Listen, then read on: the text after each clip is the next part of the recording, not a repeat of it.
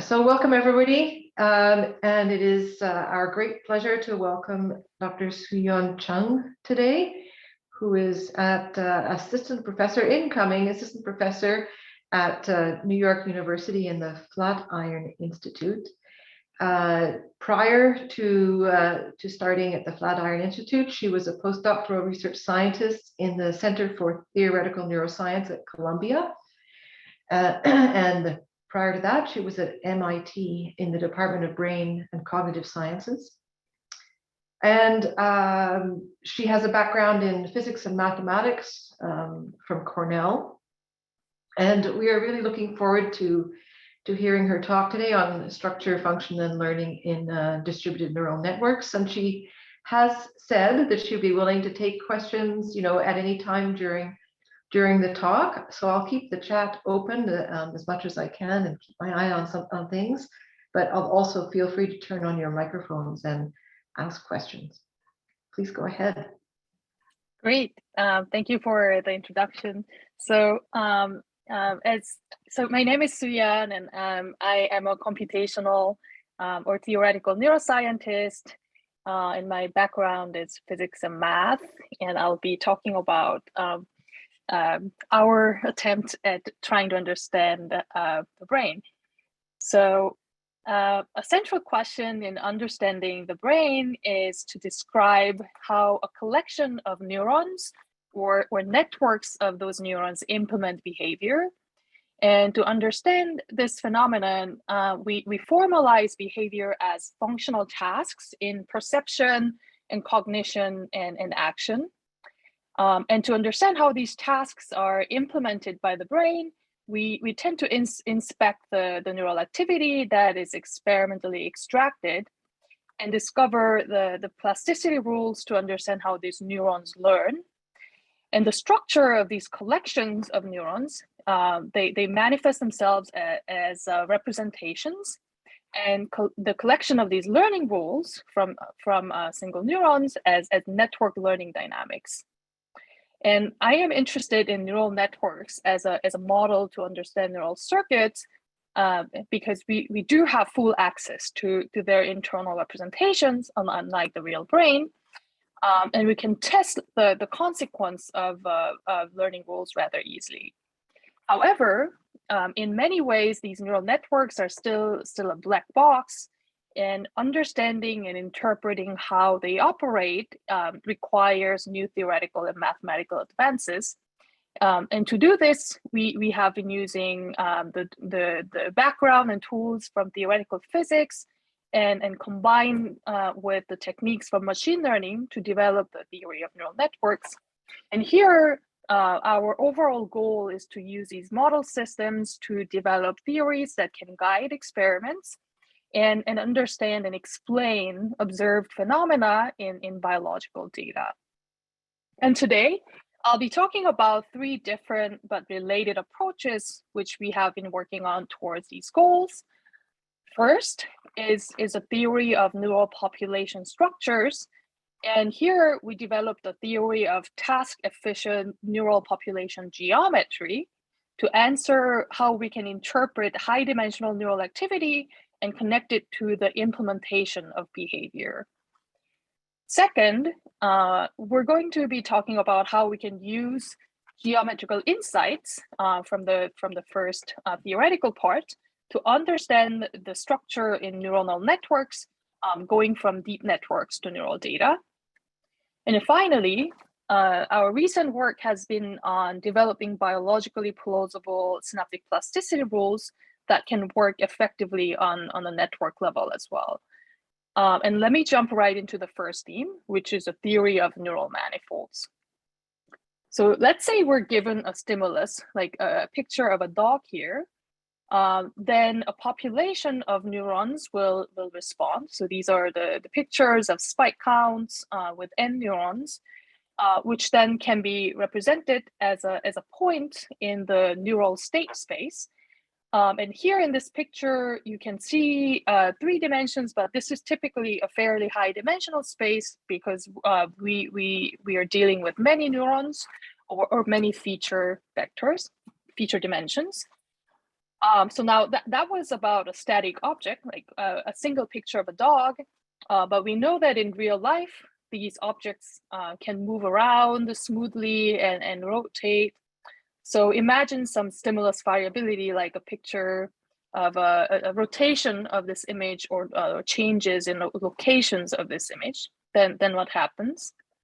So in this example, you'll get different neural population responses at each angle and get this geometrical representations or manifolds in neural state space. So these neural manifolds are a direct consequence of structures in single neurons. So neurons can have what we call tuning curve properties, which we think of as a basis for neural coding. And the manifolds from the populations of sharply tuned neurons that are really selective will look different from the ones from weakly tuned neurons. And here, our hypothesis is that if we can decipher the structure and functional role of these neural manifolds, then we can probably learn something about how cognition is implemented in neurons. And indeed, there has been a lot of exciting work in our field of computational neuroscience on the structure of task representations in neural populations, both in neural circuits and network models. And these observations are coming from not only the sensory systems like vision, but also in motor control and higher cognitive areas like prefrontal cortex and hippocampus. So we recently wrote a review paper about this trend in Current Opinion in Neurobiology with Larry Abbott. So please take a look if you're interested. And I think this is one of the papers that I forwarded to you. So happy to talk more. So it's clear that a lot of us are excited about the prospect of using the geometry or the structure of neural manifolds to understand cognition. Now, the specific approach that we have been taking is the following. So first, can we build geometrical measures to characterize these task encoding neural populations or manifolds? And then, can we connect these geometrical measures with task efficiency or the performance from the task implementation perspective? So to answer these questions, we're going to have to specify which task, and let's consider invariant object recognition as a classical task. An invariant object recognition refers to our brain's ability to distinguish between objects across the variabilities in the stimulus space, like the size or orientations or positions or backgrounds. And it is one of the most commonly solved tasks by the brain. So first, we want to represent this invariant object recognition problem in the neural state space with manifolds. So let's go back to our dog manifold. So remember how we went from a stimulus picture of a dog to a point to manifolds in the neural population space. And what happens now if we have another object class? Let's say we have a picture of a cat. And in this case, a set of neurons will respond to these two different objects, a dog and a cat, and they will become 2 points in the neural state space. But with the stimulus variabilities, they move around again in the neural state space, and it becomes 2 object manifolds. So now you can represent the task of discriminating dogs and cats as a problem of separating these object manifolds. And in geometrical terms, it means if we can draw a hyperplane or a plane between these object manifolds, then we can separate them. And sometimes I'll refer to this as a linear discrimination, and that just means that we want to discriminate with a straight hyperplane. And you can hopefully already start to see what questions we can ask here. So for example, how crowded can we make these manifolds and pack them into the neural state space before they are no longer separable? And what is the role of the degrees of freedom that is a dimension or the sizes of these manifolds and how these can be packed up? And more broadly, can we quantify and formalize the linear separability of these object neural manifolds and connect it to the geometry? So as it turns out, there is already a well-developed theory of linear classification called the theory of perceptrons. And the perceptrons refer to, it describes this, the direction of this linear hyperplane. And the theory of perceptrons come from both computer science and also from theoretical physics. And here in the theory of perceptrons, the capacity of a perceptron refers to the maximum number of points per neuron or dimension that can be linearly classified. So if you have a small number of vectors in the high dimensional space, it's likely that they're going to be separable. And as you put more and more patterns or vectors into the state space, the volume for the linearly separating solutions, it gets smaller. And at some point, if you have too many points in the n-dimensional state space, most of these, the points won't be separable. So that's where we define the capacity for points. Now, unfortunately, this classical theory of perceptron is just about discrete points, which is just a single instance of a memory. In other words, I might be able to recognize you at the second, but this theory won't be able to tell you if I will still recognize you if you just move like a little bit away because you have gone through a smooth transition, and that's a different point. And in real life, we do have to overcome these kind of changes in the stimulus space all the time.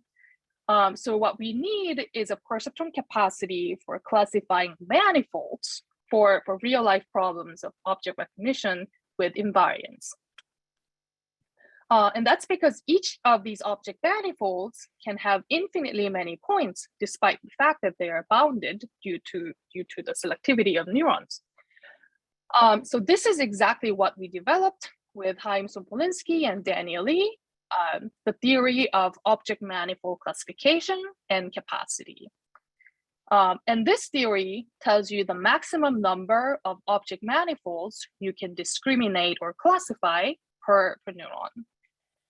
So what I think is so exciting and powerful about this kind of theory is that it's both multi-level in terms of the levels of abstraction in the brain science and also analytic. And I'll explain both of these aspects as we go on. So first, it's worth talking about what capacity here really means. There are several interpretations of object manifold capacity. So first, it's about how easy or hard it is to discriminate between real life objects given the representations for those objects. Also, it tells you about how many category classes can you classify and remember. So it's also related to memory capacity. And third, it's also about per neuron information content about object classes. So it's about how efficient the neurons are at representing object classes in the given neural population. Now, we use the StatMech approach from theoretical physics called replica theory, which allows us to calculate the manifold classification capacity explicitly. And I won't explain this equation term by term, but we can look at the simplified form of this equation, and we see that the capacity can be expressed in terms of each object manifold's geometrical properties, that is the object manifold's dimension and their radius. And we can take a full view of this, what this theory gives us. The key results of the object manifold capacity or classification theory is that there are 4 properties that matter. So first, manifold capacity is a task level measure, which tells you how separable these categories are in the representation and how many categories you can invariantly discriminate. But this will be affected by the geometrical properties of neural activities. Now, that is characterized with each category manifold's dimension and radius. Now, dimensionality is a huge topic in neuroscience, and there are many definitions for it. But here, this is a dimensionality of each category manifold relevant for linear discriminability or capacity. And same for radius. There are many ways to measure the size of some data cloud, but here, this is the measure for the size of the object manifold that is relevant for discriminability. And it turns out, in reality, you also need to take into account the correlations in the data. And you can think of the correlations as a similarity between classes. So for example, a cat class and a lion class are more correlated than a cat class and a car class. And to a first order approximation, including the correlations between centroids of object manifolds make the theoretical method work. Now, how are these measures related and what does the theory say? The two scenarios that we care about in terms of representations is when these object manifolds are highly tangled or nicely untangled in the neural state space. So here, different colors could be different objects. And let's say if we are in early part of the sensory system, you have a highly tangled representations, but after learning or downstream, somewhere far away from the periphery, you might have nicely untangled representations. So when the representations are highly tangled, the theory says that the capacity will be low. And that's usually driven by the high dimensionality or large sizes of these object manifolds or high correlations. And what this means is it's simply too hard to pack big and high dimensional and highly correlated object manifolds into the neural state space. So it's a little bit like sphere packing into a finite size box. If you have too large of a ball, then you can only put in small number of those balls. And you might see this kind of representations and these kind of measures as I said, early regions of sensory processing or before learning a task. You'll see some of these examples in the next section. Now, on the other hand, if the object manifolds are well separated, then you'll be able to classify many of these categories. So the manifold capacity will be high. And in order to have high capacity, you need to decrease the object manifold's dimension and radius and make them uncorrelated.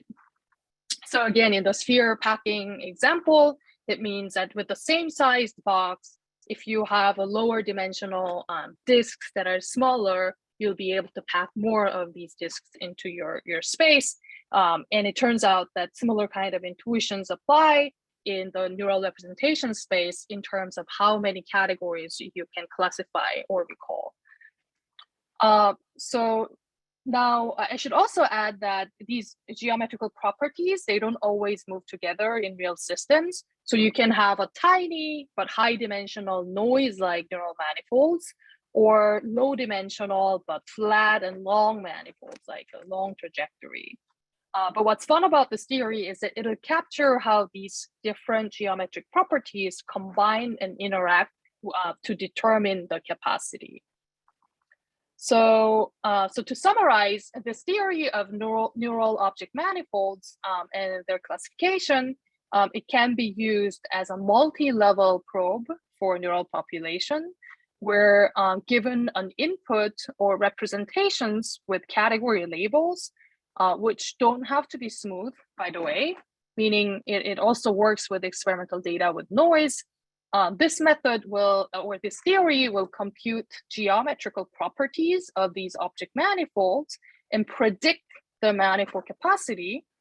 And so the geometrical measures are something like representational level efficiency, where manifold capacity is a task level efficiency. And this has interesting implications for both neuroscience and deep learning.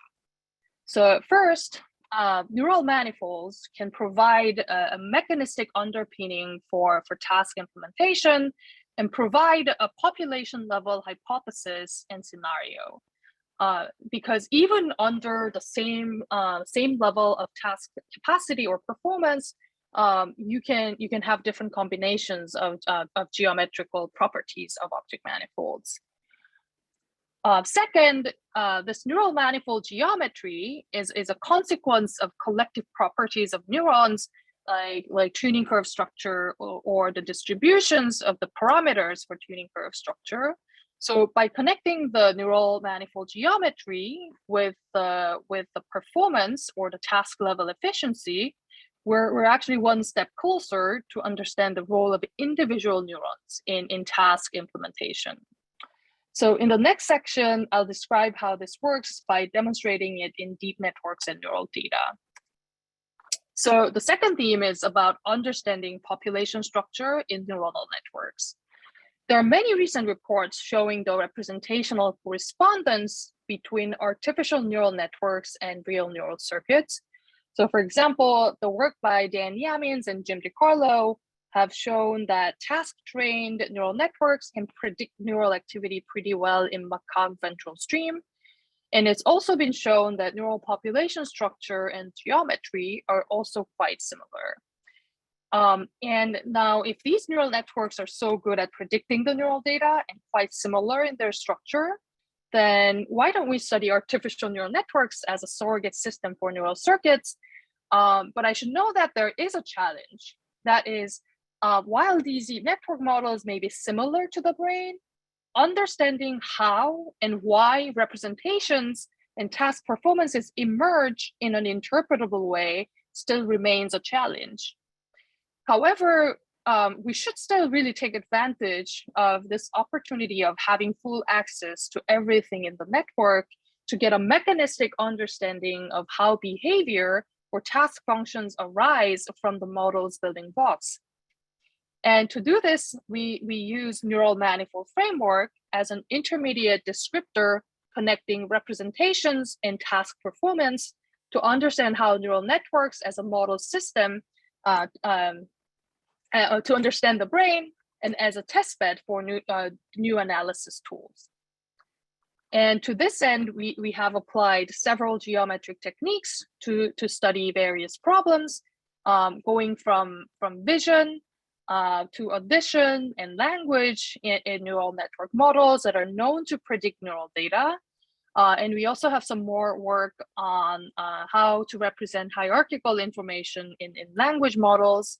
And also, we studied experimental data, like the data from macaque ventral stream from DiCarlo lab, and also to understand learning dynamics and generalization behavior to develop better theoretical understanding of how deep networks learn.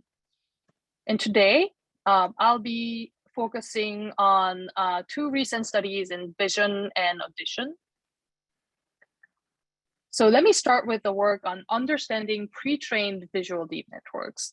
And the goal here is to use manifolds to understand how deep networks process information layer by layer as a testbed for neural circuits. Now, AlexNet is one of the standard deep networks to study vision and also shown to predict the primate visual cortex neural data pretty well. So we're going to use that. And also use ImageNet data, again, a very common benchmark data set for vision. And with ImageNet, let's simply define object manifolds as pictures in the same object class. So dog photos from different dogs form a dog manifold and so on. And let's make another version of manifolds by taking a single image and moving the image around, changing the angle and stretching it and so on. And that's going to be called smooth or stimulus variation manifolds. And now we run these images on AlexNet and extract features similar to what we would do with real neural data and recover object manifolds from AlexNet. And we're then ready to apply the neural manifolds theory. And next, we're going to show how discrimination occurs across layers. So before going further, I should emphasize that as we showed in the previous section, the manifold classification theory predicts an empirical manifold capacity. So I should add that the theory was about predicting the manifold classification capacity using the geometrical properties of object manifolds, but you can also measure how many manifolds you can linearly classify per certain feature dimension empirically by assigning random labels to each one of these object manifolds and creating many of these dichotomies of label assignments and asking the question of when does the system go from mostly separable to mostly inseparable. And what we're seeing here is that the theory works because they have a pretty good match. Now, second, so this is a good sanity check. And second, we can follow the capacity, the manifold capacity, and 3 geometric parameters across each layer. And what we're seeing here is that they move as predicted. So the manifold capacity, they increase due to the, they increase across layers, meaning that the representations are becoming more efficient at packing different categories. But we can also see that it is because of the reduction in the object manifolds dimension and their radius and the correlations between them. So with the full access to the information content and geometric summaries at each layer, we wondered, can we understand what each layer of this network does? And can we also check these properties before and after certain network components or specific layer? And to do this, we focus on common circuit motifs of the network. For example, a ReLU layer, which is short for rectified linear unit, inspired by a neuron's activation function for firing, and show how the said geometrical properties of object manifolds change before and after this layer. So here I'm showing the change in the dimensionalities. So it's a delta of the dimension and also the change in the correlation. And remember, for increasing the manifold capacity, we want to decrease the manifold dimension and decrease the correlations. So we want to be in the bottom left quadrant where everything is negative. But you can see that ReLU activations, they actually tend to decorrelate, which is good, but it makes the object manifolds higher dimensional. So most of the layers are actually sitting here. So what we're seeing here is ReLU does something good for decorrelating object manifolds, but it comes at the cost of increasing object manifold dimension. And you can do this for other types of layers and other types of geometric measures as well. And I'll summarize the results in the table here. So this is what I just showed you. The manifold dimension goes up, and the correlation between object manifolds, they go down with activation nonlinearity. And you can do the same thing with the radius of object manifolds, which shows that the activation nonlinearity ReLU layer reduces the 2 properties like radius and correlation, but it comes at the cost of increasing dimension. And you can do this also for other neural nonlinearities like max pooling unit, which pulls incoming firing rates and transmits the maximum of those firing rates. And that reduces both dimension and radius, which is good, but it increases the center correlations between the manifolds. So it turns out with just a single layer of the same units, there's a trade-off in geometrical properties. Now, interestingly, there are also a lot of common circuit motifs. So repeating patterns of different layers that people in deep learning have empirically found. For example, a combination of convolution, ReLU, and pooling layer. And these are inspired by simple cells and activation and pooling nonlinearity in neuroscience. And if you look at what they do to the geometry of object manifolds together, what you see is that these motifs change the object manifolds favorably in all 3 geometric parameters. And this is, in my view, an exciting and a unique application of neural manifolds theory to understand what each layer does. Now, to summarize, what we just saw was a geometrical way of thinking uncovers mechanisms underlying favorable circuit motif combinations and the limitations of a single layer of homogeneous units, which might have implications for the role of different cell types in neuroscience. And more generally, this also shows the power of neural manifolds theory as an intermediate level descriptor between task implementations and the representation structure. And I know that I'm biased, but I really do think that we're just starting to scratch the surface of what we can do with this paradigm. Now, after identifying the geometrical role of circuit motifs in deep networks, we started thinking we can probably impose additional neuronal constraints on the network and understand the role of that constraint from neuroscience perspective. And to this end, we studied the role of neural noise in a phenomenon called adversarial robustness. And I'll explain what that is in a second. This is a collaboration with the labs of Jim DiCarlo and Josh McDermott at MIT. So for a standard image like this picture, both humans and artificial networks can recognize it as a panda. But if you add a tiny perturbation to the image in the pixel space and feed it through the network, you'll find that while this still looks like a panda to us, the network is very confident that this is a gibbon. And this is an interesting test bed because it is a case where we see the divergence between artificial neural networks and humans, with humans performing much better than the artificial networks. Now, it turns out, if you make the network more like the real biological visual cortex by adding a front end based on the classical linear, nonlinear Poisson model, it makes the network suddenly robust to adversarial perturbations without expensive training with adversarial attacks taken into account. And this is a result shown by Jim DiCarlo and coworkers. However, it was still unclear why and how this happens. And in addition, there were prior reports on the role of stochastic noise on adversarial robustness, which were conflicting. So what's going on here? And this is where it would be great if we can geometrically understand how adversarial perturbations are affected by neuronal constraints like neural stochastic noise. And we can, in fact, define adversarial perturbations as small perturbation manifolds. And also, we can define noise as clouds around each image. And with this, we have identified two interesting geometrical effects that compete with each other. So first, a positive effect.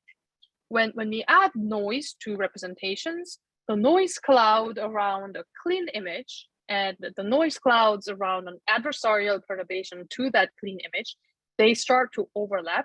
And this overlap drives adversarial robustness because it has the same effect as making training and test distributions more similar to each other. But clearly, having too much noise must be bad for class separability because you'll just make the manifolds bigger. So there is a negative effect of having a noise, and you can see these effects geometrically with the manifold theory. And I think you can probably start to see where I'm going with this. These competing effects of geometry results in a non-monotonic relationship and a peak in an adversarial performance compared to the amount of noise we inject. And finally, the optimal level of noise for performance should be predictable from quantifying these two geometrical effects. And indeed, we find a high correlation between predicted and observed optimal level of noise. Now, these two effects, competing geometrical effects, seem intuitive, but finding a quantitative balance between how these two forces compete with each other is hard to do without having precise geometrical measures. Now, what can we do now? So we also realize that these manifold structures are general across modalities, and we should be able to see this phenomenon in other modalities as well. So addition is a modality where we were able to show the similar geometrical phenomenon to the visual systems in the past. So we saw that in speech recognition or word classification systems, the auditory manifolds also tend to untangle. So that's a good place to look. And we worked with Josh McDermott and coworkers to inject a similar kind of neural stochastic noise to an auditory deep network model, which are previously shown to predict human auditory cortex data. And it also rendered an adversarial robustness without explicit training. And the underlying geometry was also similar. So let me summarize the two results from the section 2. So first, we showed a layer by layer understanding of how networks process information through the geometry of neural representations to support their tasks. And second, we saw that the geometry helped us understand the role of neural noise on human-like traits such as adversarial robustness. And in both of these problems, I want to highlight a few things. First, there were competing effects between geometrical properties, and this is hard to probe unless there are good measures. You can always visualize it, but to check exactly what is the role of each layer or the role of each parameter, we need good quantifiable measures of the underlying neural manifolds relevant for the task. And this is the focus of our work. And second, these geometrical interpretations are general across modalities, as you can see from going from vision to addition, and it helps discover unifying and common phenomena across different regions of the brain and across different spatial and temporal scales. So there's a lot of also exciting implications for future work, but maybe I should also let the questions, if anybody wanted to jump in and ask questions about this neural manifold theory. Any questions? This is also a good place for me to check whether there's Wi-Fi problems. No, that's all good. I have a question. Okay, that's good. Oh, we I have have a questions. Yeah. I have a question, if people can hear sure. me. Hi, Eric Cook in physiology. I like all this stuff you're talking about. I think it's very interesting and worthwhile to look at artificial neural networks. But I keep thinking as you present your data that there's a lot of experimental work that's showing that real neurons aren't very close to a perceptron in terms of how they function and how they integrate. So there's a lot of nonlinearities. I was just wondering, in general, does your field of you and others in this field that look at artificial neural models, do they consider the complexity of the single neurons in the artificial models, which are very simple linear summators with nonlinear thresholds usually, versus what biological neurons seem to look like, at least from the view of electrophysiologists? Right.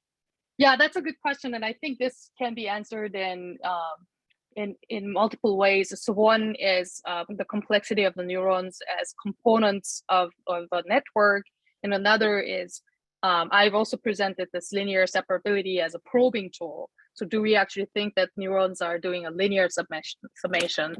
And maybe I'll start with the second part because that was the first section in my talk. I think assuming the linear readout and using that as a way to sort of evaluate how much information is in the representation, we're not assuming that the neurons should be linear. It's just a way to start with the simplest assumption and using it as perhaps a probe or a metric to evaluate the information content in the representation. In fact, I also have an ongoing work in evaluating the representations and their information content, assuming nonlinear neurons, like quadratic neurons, or the readouts with kernels, nonlinear kernels. I guess as soon as you start assuming nonlinearity, you need to have an additional assumptions about what kind of nonlinearity. But I think it's absolutely a valid point. And this is just one way of formalizing the problem of how much information is in the representations. You can absolutely also study untangling from nonlinear separation perspective. And I'm also very excited about the prospect of that question. And okay, you got me curious. So when you add these nonlinearities to the neurons, does that change the story drastically, or is it just a wrinkle that you have to deal with, but the fundamentals are still there? I think the fundamentals are pretty similar, but I guess the perhaps when you assume, okay, let me just give some other examples. I think my view is that in these linear readout assumptions on the linear readouts or linear probing tools might be more relevant perhaps in downstream regions of the brain where there might be representations that are more relevant for tasks perhaps. But let's say in early regions of sensory processing where we have only transformed representations from the input space just a little bit, I think there we probably need to use nonlinear readouts because there's probably still a lot of untangled representations, but they probably have become more efficient. But so I think maybe the use case might be slightly different depending on which region we want to characterize. And I should also add that people. So one interesting phenomena that I'm super excited by these days is the fact that there's a curved representations in neural activities. And so if you were to characterize, if you visualize how a population of neurons are encoding some continuous variable, I think more and more people are starting to see that there is a curved representation, and I think it probably implies that there is you probably need, so when you have a curved representation for some continuous variable in neural activities, it probably means that there's some trade-off between having to untangle the representations so that they're not completely tangled up. But on the other hand, you probably can't have a completely straight trajectory if you are trying to pack information into the neural firing rate space, because there's a finite amount of dynamic range for the neurons. So you're squeezing in the representations into some high dimensional but finite sized firing rate box, so to speak. So for those kind of problems where you have to read out information from curved representations, you probably need to assume nonlinear readouts. That was a really long answer. Well, sorry to get you sidetracked. I just so I'll let you keep going. I like these questions. Yeah, we have a question from Jack. I think Jack, you were next. Hi. Okay, so this is a bit of a quicker question.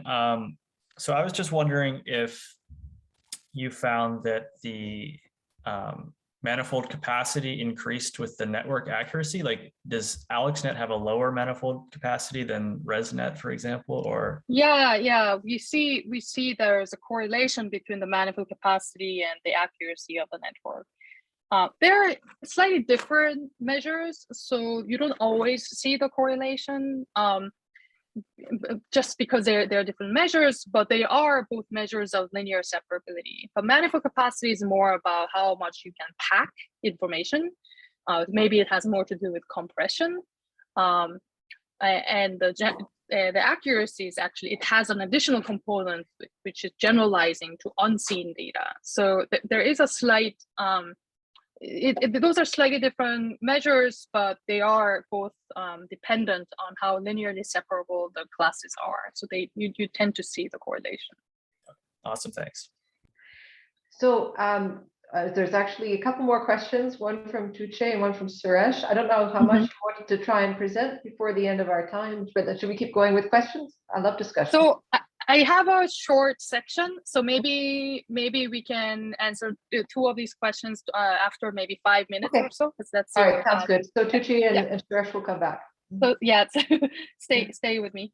So let's get to the next section. So this is my last theme for the day, which is more of a recent work. So now deep networks have been pretty good models of the brain, but backpropagation, which is most commonly used training algorithm, it's simply not biologically plausible.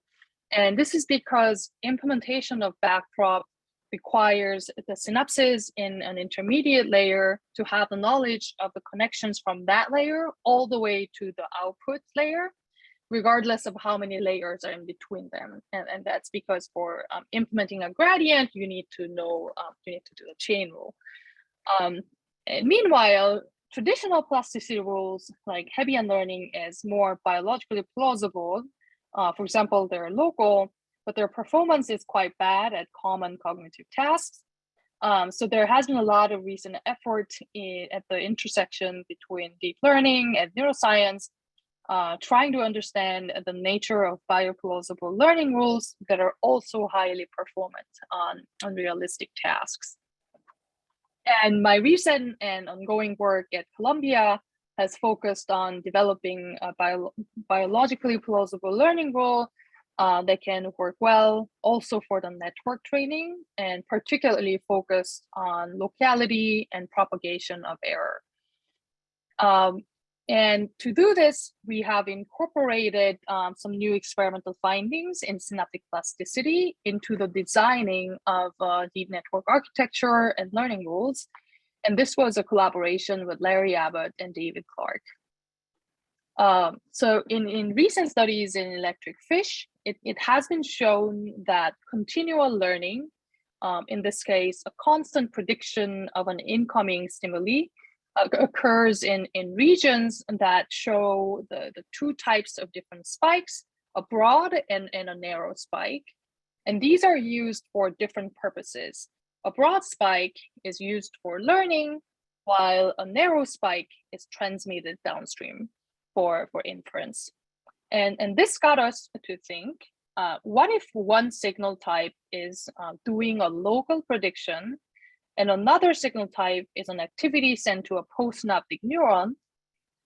So with this kind of two representations in one unit as an architectural principle, we designed a new learning rule where the update to the synapse is determined by a product of a presynaptic activity and a postsynaptic local error. And with the principles that I just mentioned, we designed a network that is capable of local learning with the theoretical guarantees, such as convexity, meaning each neuron learns optimally given all the information that it has in neighboring areas.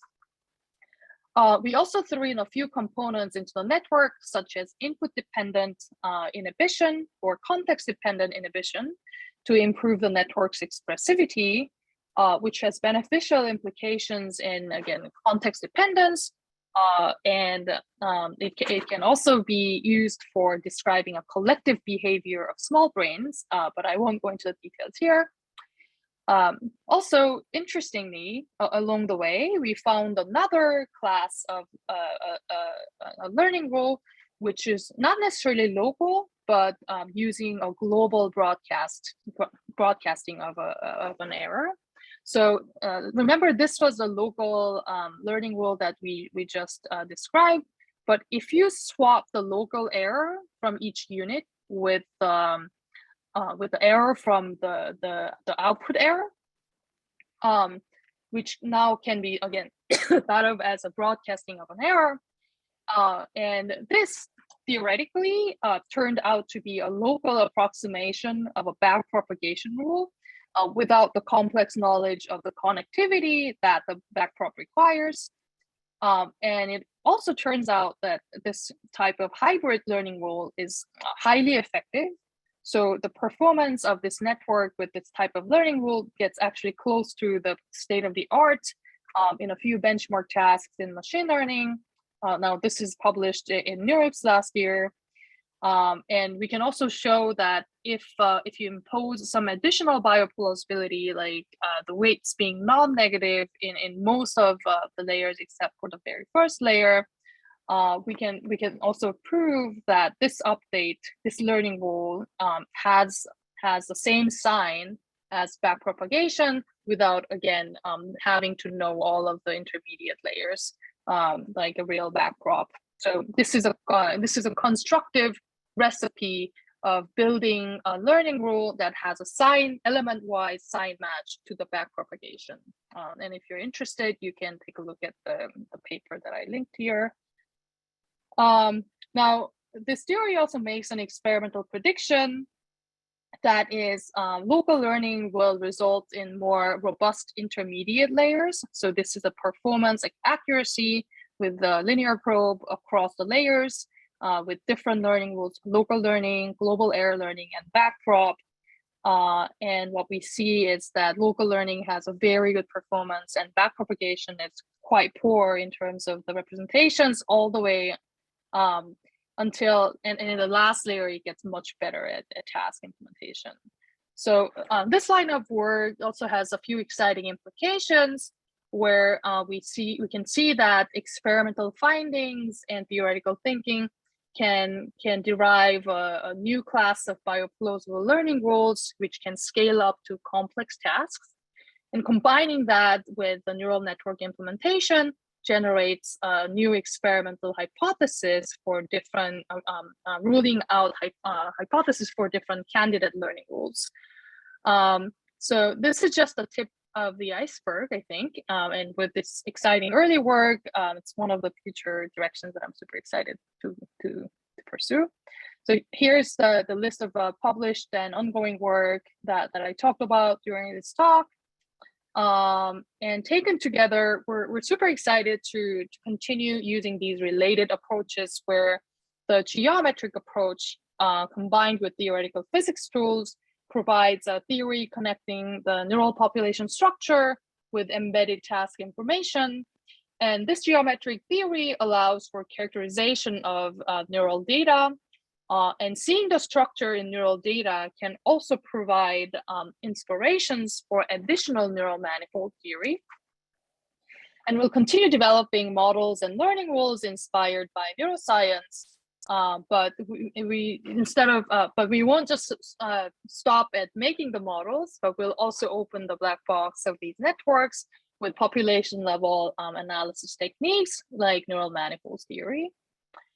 So with that, there's a lot of exciting future directions that we can pursue, but I'll just touch upon a few of them. So first, I'm very excited to continue developing a theory of neural manifolds, going beyond the classification tasks, such as estimation tasks or sequential prediction tasks and so on. And second, I would like to keep using these population level analysis tools, such as neural manifolds theory, to understand biological and artificial neural networks. And that could mean looking at different brain regions and characterizing structures in neural data, but also doing that for networks as well. And finally, building neuro-inspired artificial network models and learning rules, where now the modeling can provide a test of expressive power given by the architecture and learning rules, and also provide a substrate to analyze their inner workings with new analysis techniques. So I'm just going to skip this. And yeah, with that, the work presented here was possible with the support of my mentors and collaborators and students.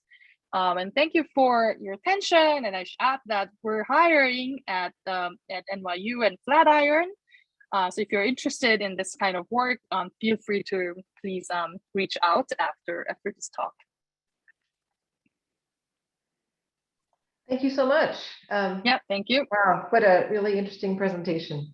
I know that Suresh had to head out, but he's delegated answering his question to me.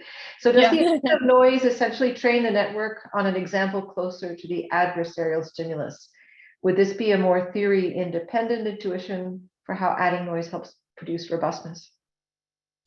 So does the addition of noise essentially train the network on an example closer to adversarial. So I guess he's asking the question of like, is noise basically a proxy for adversarial examples? And since we're training with adversarial attacks, isn't it natural that noise will help? I think that's my understanding of the question, but I think that that's what I thought initially, but there were so many conflicting reports in the literature on the role of noise, and it's amazing. I can send you some papers. Not all of the demonstrations of adding noise have resulted in adversarial robustness, I must say. So it wasn't clear at all. Like some papers say that noise helps, and some papers say it doesn't help. And after having gone through all of this, and now what I think was happening in the previous literature was that in order to actually benefit from adding a noise on doing well on an adversarial attack, you actually need to inject a certain level of noise. So having too little amount of noise won't help, because with adversarial attack will really exhaust all of the dimensions that you can possibly explore, so such that you can flip the label. And having just a couple of examples that are noisy will not help you. And what you really need is a lot of noise, so that your distributions start to look similar to each other. So the thing that, so it's not just having so I want to say that adding a noise is not just making the examples that are like adversarial attacks, but rather kind of it's sort of overwhelming the original distribution with a noisy stochastic injection of stochastic noise up until right before the point where the noise actually start sort of making class separability worse. So I think it's more about making the distribution similar to each other because of the noise, rather than using noisy examples as a subsamples of adversarial attacks. But it's a very good question. Yeah. So I know Tucci had a question, but Tucci, I'm hoping you'll be able to ask that in the student session later. I just wanted to offer those who are not students, not sticking around, the opportunity to ask a couple of questions now before we finish. Are there any other questions for SueYeon?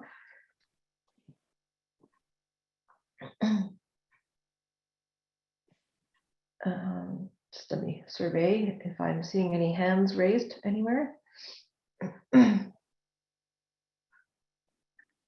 Okay, last chance. All right, so I think we will wrap it up here. Thank you so much for a really interesting presentation. I know that there is lots of interest among the students, so they're looking forward to speaking with you. And to everybody who was attending today, thank you very much for coming. And really, what a thought-provoking topic, and really nicely explained. Thank you so much. Please just Thank you for having me. Yeah, just stay